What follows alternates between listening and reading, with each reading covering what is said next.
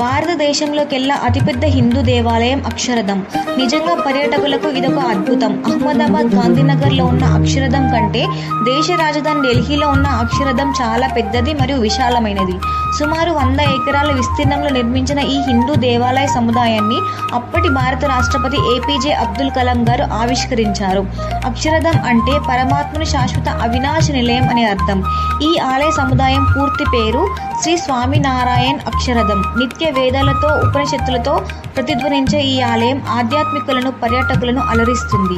సాంప్రదాయ కళలు, పూర్వ సంస్కృతి, ప్రాచీన నాగరికతల్ని ఉట్టిపడే విధంగా పూర్తి ఆధునిక పరిజ్ఞానంతో సృజనాత్మకంగా మలిచిన తీరుకి నిదర్శనం ఈ అక్షరధామ్ ఆలయ సముదాయం. గిన్నీస్ బుక్ ఆఫ్ వరల్డ్ రికార్డులో చోటు సంపాదించుకున్న అక్షరధామ్ ఆలయ విశేషాల గురించి ఒకసారి పరిశీలిద్దాం.